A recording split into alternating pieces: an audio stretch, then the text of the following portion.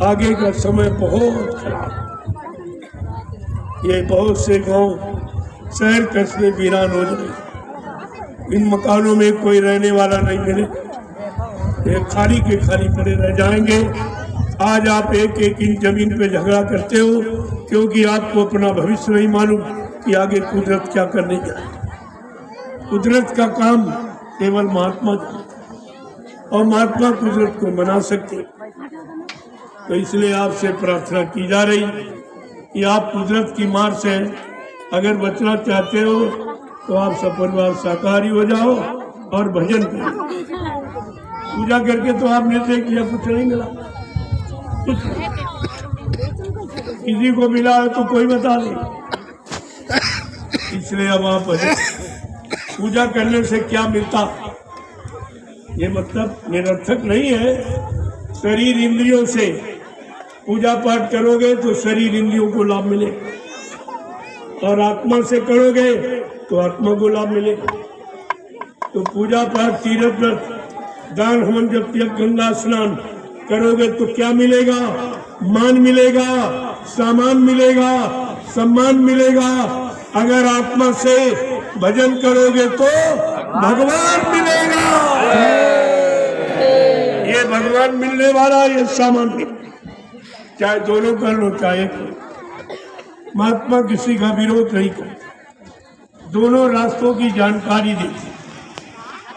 तो आप इसलिए, क्योंकि भजन के बारे में गोस्वामी जी महाराज ने रामचरितमानस के उत्तरकांड में लिखा है कि ऐसे बिने हरि ही भजन कगेसा, ओ मिट्टी है न जीवन इक्के कलेसा। कि मानव जीवन में आने वाले जितने भी कष्ट, मुसीबत, बीमारी, महामारी, लड़ाई झगड़ा, दैवी प्रकोप, दुर्घटना, काल, मौत, ये भगवान के भजन से चले जाए, ये भगवान के भजन से। इसलिए संतों ने भजन का रास्ता रखा, पूजा में नहीं फंसाया, भजन का रास्ता।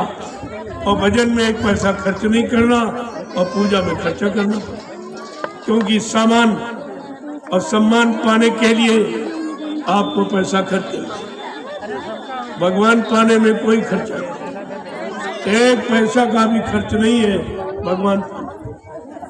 लेकिन जब त्याग जाओगे तब तो आपको, क्योंकि समय बहुत कम है, हमें भी वही निकलना है।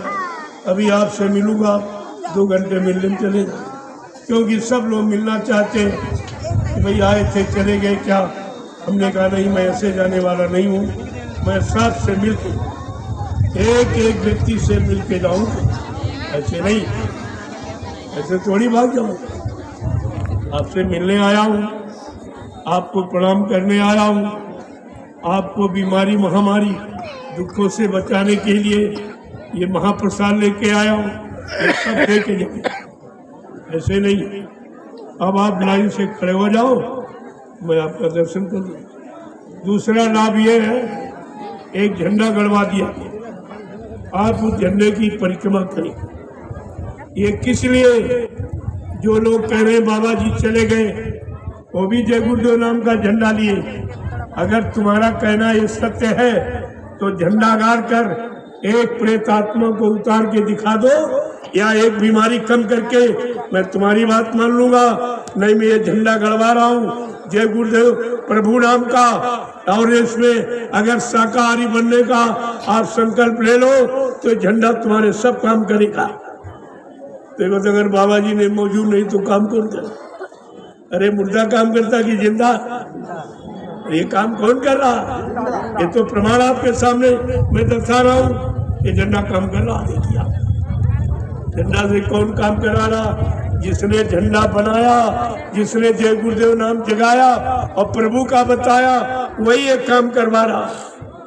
ये सब प्रमाण है आपके साथ। हम सब प्रमाणित बात करते हैं इधर उधर की, क्योंकि हमको आपसे कुछ चाहिए।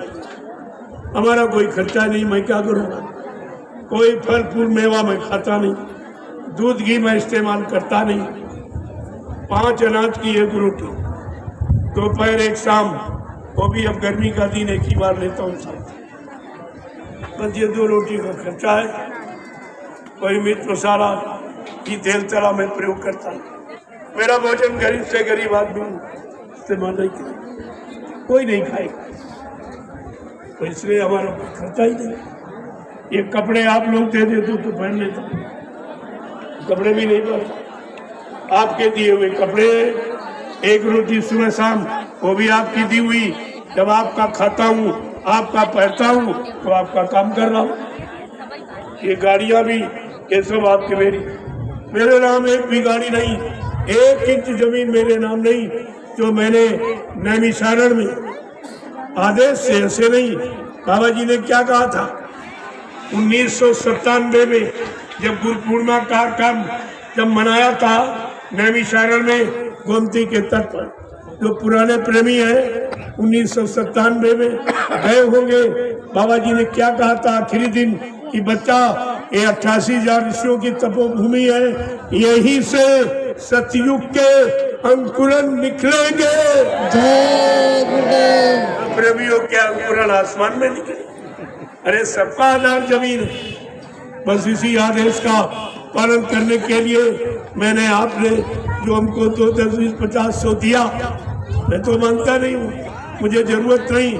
आप कहते नहीं हमारा कोई अच्छे काम में लगा दीजिए, तो नैमिषारण की पावन पवित्र भूमि मैंने खरीद ली है आपकी और समित के नाम। मेरे नाम 1 इंच जमीन, मैं ये काम नहीं करता, मुझे कोई साथ थोड़ी लेके गया। ये सब आपके लिए है, आपका धन आपके लिए, उससे लाभ है, आपको भी लाभ मिलेगा। जो करोड़ों लोग पीछे से वहाँ पहुँचेंगे वो भी उसका लाभ उठाएंगे। ये आपका परमार्थी लाभ होगा, यही आपके लिए एक्स्ट्रा लाभ होगा। तो इसलिए मैं आपके काम में लगा दूँ, मुझे तो चाहिए नहीं। और आप कहते हो नहीं हमारा 1 रुपया 2 रुपया 10, 20, 50, 100 रुपये ले लो, किसी अच्छे काम में लगा देना। आप कहते हो हमारे पास समय नहीं कि बाल बच्चों को छोड़कर घर गृहस्थी परिवार खेती दुकान दफ्तर छोड़कर आपके साथ चलूं। हमने कहा अगर तुम्हारी ऐसी कोई सेवा श्रद्धा भाव है तो इसी काफिले में लगा दूंगा, जो बच जाएगा वो नैमिषारण में लगा दूंगा। जय गुरुदेव। इतने थोड़े समय में मैंने 2 आश्रमों का निर्माण किया। जब उन्होंने मथुरा आश्रम को खराब बंदा कर दिया, ये अपनी सुरक्षा के लिए वहाँ जो पुलिस कर्मचारी अधिकारियों को रखता है वो सब शराब पीने वाले, ठंडा मूंगा मीट खाने वाले। जब आश्रम की मर्यादा खत्म हो गई, मंदिर की मर्यादा खत्म हो गई और जो लोग कहते हैं कि बाबा जी जीवित, उनको तुरंत भगा दिया जाता है, तो मैंने उन प्रेमियों के रहने के लिए 2 आश्रमों का निर्माण किया। एक तो जय गुरुदेव आध्यात्मिक आश्रम गुरुद्वारा सतगुरुधाम नैमिषारण सीतापुर उत्तर प्रदेश, और दूसरा वहां से 20 किलोमीटर यही गोमती के बिल्कुल किनारे जय गुरुदेव आध्यात्मिक ज्ञान आश्रम रामशाला मिश्रिक सीतापुर उत्तर प्रदेश। 2 आश्रमों का निर्माण सीतापुर। आपको इस पर विचार करना चाहिए। तो ये सब चीजें हैं और ये काफिले का समापन वहीं पर हो। 3 दिवसीय आध्यात्मिक सत्संग होगा। जिन लोगों को सत्संग चाहिए और इस काफिले का लाभ लेना है अगर आपको, तो समापन दिवस में भी अगर शामिल हो जाओगे तो कुछ न कुछ लाभ आपको मिल जाएगा, काफिले का लाभ भी आपको मिल जाएगा। इसलिए मैंने 3 दिवसीय आध्यात्मिक सत्संग भी रखा। 10, 11, 12 ये 3 दिवसीय। 10 को पूर्ण समापन है इस काफिले 39 दिवसीय काफिले का और 1600 किलोमीटर ये आपका। देखिए इसको, और निर्विघ्न सतगुरु की दया से ये काफिला निर्विघ्न समापन हो। अब आखिरी पड़ाव है सीता। आपके अर्दोई के 3 कार्यक्रम, बहुत प्रेमियों की ऐसी अथाह भीड़ हुई है, सबको जानने की इच्छा हुई है कि भाई सत्य क्या है, एक काफिला क्यों निकल रहा है, इसका मतलब क्या है। धीरे धीरे सब आप जान जाओगे। और ये सबके लाभ का। इतना समझ लो, ये तुम्हारे सबके लाभ का। जय गुरुदेव, गुरुदेव, जय गुरुदेव, जय गुरुदेव, जय गुरुदेव, जय गुरुदेव। जय गुरुदेव। नाम किसका? प्रभु का, जय गुरुदेव। नाम किसका? प्रभु का, जय गुरुदेव। नाम किसका? प्रभु का, प्रभु का प्यारा नाम। जोर से बोलो, मिल बोलो, बोलना होगा।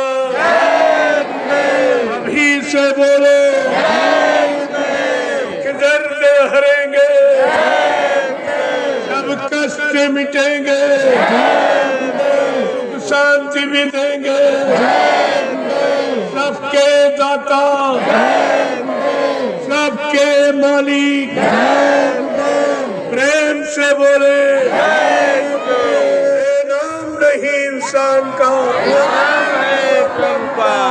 काम नहीं इंसान का, ये काम है प्रभु का। ये इंसानों के बस का काम नहीं। कोई भी हिंदुस्तान में ऐसी गर्मी में, धूप में इतने लोगों को धूप में नहीं बैठा सकता। ये आपके सामने देख, सच्चाई कभी छिपती नहीं है। अब आपके सामने कोई भी बिना चंदा, बिना पैसा लिए, कोई भी इतने लोगों को निस्वार्थ ऐसी धूप में नहीं बैठा। ये प्रमाण आपके सामने है। देख, ये सब अपनी गाड़ी कमाई खर्च करके ये साथ में चल रहे हैं। अभी तो मैंने केवल साइकिल यात्रियों के लिए कहा था, जब कह दूंगा फोर व्हीलर तो तुम गिन नहीं पाओ, इतने आ जाएंगे आप भी नहीं। लेकिन उसमें खर्चा ज्यादा। हमें संदेश देना है, मैं साइकिल यात्रियों को साथ लेकर संदेश दे दूं, ये खर्चा बच जाएगा। प्रेमियों, तेल महंगा है, पेट्रोल डीजल। अब ये मोटरसाइकिल, हमने कहा जिनके पास निजी है, अगर इच्छा है तो चल सकते हो, लेकिन हमारा मेन लक्ष्य साइकिल यात्रा। ये आपके सामने ये है, 2,500-3 हजार प्रेमी हैं। कुछ जगह से बढ़ जाते, कुछ चले जाते, फिर जुड़ जाते जिले जिले से। लेकिन 50 कन्याएं हैं, उनके भी संख्या बढ़ गई। ये आपके लिए एक अनोखा दृश्य है, इस पर आपको विचार करना चाहिए। और ये काम किसी के बस का, अब कोई हमारी नकल भी नहीं करता। पहले तो थोड़ी बहुत नकल करते थे, अरे हमने कहा हम मजबूर कर देंगे, तुम हमारी नकल भी नहीं कर पाओगे। सत्य सत्य, सत्य को कभी ना कोई छिपा सकता, ना कोई पराजित कर सकता। अब आपको समझना चाहिए। जय गुरुदेव। तब तक कुछ लोग झंडे की परिक्रमा करें, झंडे के पास जाना, ये संकल्प लेना कि आज से मैं पूर्ण शाकाहारी रहूंगा, अंडे, शराब, मांस, मछली का प्रयोग नहीं करूंगा, दूसरे के धन, स्त्री से दूर रहूंगा, किसी की निंदा, आलोचना, बुराई, क्रिटिसाइज नहीं करूंगा। ये परहेज है। अगर आप परहेज कर ले, मैं इतने लोगों के बीच दावे के साथ कह रहा हूँ, ये जय गुरुदेव नाम आपकी पूरी मदद हर वक्त करेगा। और ये झंडा तमाम प्रेत आत्माओं को यानी उतार देगा, तमाम बीमारी आपकी कम हो जाएगी। ये सब करके देख लीजिए, आजमा के आप। वहाँ कोई कुछ आपको खर्चा क्या थोड़ी करना। ये दरबार है, यहाँ से लुटाया जाता, लिया नहीं जाता। इस बात का हमेशा ध्यान रखें। दुकानें तो लोगों ने बहुत लगा ली, लेकिन आप जानते हैं दुकानों पर सौदा बगैर पैसे का नहीं मिलता, तो मोटी बात जानते ही आप। लेकिन दरबार से लुटाया जाता, इसलिए दरबार का मुकाबला दुकानें कभी नहीं कर सकती। हाँ, लगाए हैं ये लोग, जय गुरुदेव नाम से 2 दुकानें लगी, लेकिन वहाँ सेवा के सिवा कोई काम। सेवा दो, सेवा दो, सेवा दो, ये दो, वो दो, वो दो, लेकिन ये कोई नहीं कह रहा ये लो, ये लो, ये लो, ये कोई नहीं, क्योंकि दुकान पर पैसे से सौदा मोल मिलता और दरबार से लुटाया जाता। यही तो अर्थ है, यही आपको समझना चाहिए कि मथुरा में दरबार लगा था, दुकान नहीं लगी थी। वो दरबार कहाँ लग रहा, इस पर आपको विचार करना चाहिए, और वो सामान कहाँ मिल रहा, इस पर आपको विचार करना चाहिए। यहाँ केवल सत्संग और भजन, दो चीज, क्योंकि आधार तो तीन है मन को कंट्रोल करने के। सत्संग करो, सेवा करो और भजन करो, यहाँ दोनों काम आपके। सेवा तो शारीरिक, ये साइकिल चला रहे, इससे बड़ी कौन सी सेवा। यहाँ तो तीनों काम करके दिखाया जाए, सत्संग भी हो रहा और सेवा भी, ये साइकिल सवार देखिए, और भजन भी हो रहा, सुबह शाम दोनों टाइम भजन कराया जाता है। तो आपको ये पता लगाना चाहिए कि मथुरा दरबार वाला काम कहाँ हो रहा, तो तुम्हें पता चल जाएगा कि हकीकत कहाँ है, सत्यता कहाँ है। जय गुरुदेव, गुरुदेव, जय गुरुदेव, गुरुदेव, जय गुरुदेव। नाम किसका, प्रभु का, जय गुरुदेव। नाम किसका, प्रभु का।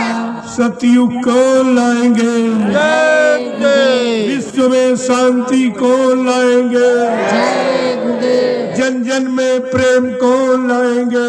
जय गुरुदेव। अब आपको ये विचार करना चाहिए, ये जय गुरुदेव नाम के द्वारा परमित, और किसी नाम से नहीं। किसी नाम के धोखे में मत फंसना, किसी नाम से नहीं। परिवर्तन जय गुरुदेव नाम से, किसी नाम से। जो लोग जगह जगह प्रचार करते हैं, होशियार रहना। कोई कह रहा चौथा एक करूंगा, ये भी सब झूठ। चौथे एक के लिए बाबा जी ने क्या कहा था, 3 साकेत यज्ञ मैंने करा दिए। पहला अहमदाबाद साबरमती, दूसरा अयोध्या का, तीसरा काशी बम भोले नगरी का, चौथा साकेत महायज्ञ सतयुग आगमन का अभी बाकी। उसका प्रचार मैं 6 महीने पहले करवाऊंगा, और वो चौथा साकेत महायज्ञ सतयुग आगमन का किसी पुरानी धार्मिक बड़ी नगरी में नहीं होगा, पुरानी धार्मिक बड़ी नदी किनारे नहीं होगा, बड़े शहर कस्बों में नहीं होगा, एक बियाबान जंगल में एक छोटी सी नदी, उस जंगल में 10 करोड़ प्रेमी इकट्ठा हो। चेला कितने हैं, 45 करोड़। बाबा जी ने पहले ही छटनी करके बता दिया कि मेरे चतुर्थ चौथे सतयुग साकेत महायज्ञ जब होगा 10 करोड़ प्रेमी बचे। बाकी कोई इधर कोई उधर, कोई स्वार्थ में, लोभ में, लालच में इधर उधर भग जाएंगे। 10 करोड़ प्रेमी उस मैदान में इकट्ठा होंगे। उस सतयुग आगमन चतुर्थ यज्ञ में मैं सतयुग आने की तारीख की घोषणा करूंगा। कहा मैं घोषणा करूंगा तारीख, कि भाई कौन ऐसा जो तारीख की घोषणा करे। अरे भाई नकल भी नहीं कोई कर सकता। आप देखते जाइए, नकल भी किसी वस्तु, उसके लिए अकल की जरूरत है। और महापुरुषों की नकल करोगे तो ये भारत की जनता शकल बिगाड़ देगी तुम्हारी। इस पर हमेशा ध्यान देना। जय गुरुदेव। जय गुरुदेव। आप लाइन से खड़े हो जाओ, ये प्रसाद ले लो जो तुम्हारी मुसीबत आपत्ति बीमारियों में काम आएगा। मैं आपका दर्शन कर लूं। आपने तपस्या की आज दुख में, ऐसे तपस्वी का दर्शन बड़े भाग से मिलता है। मैं आपकी तरह आपका दर्शन करूंगा, आपको प्रणाम करूंगा और ये महाप्रसाद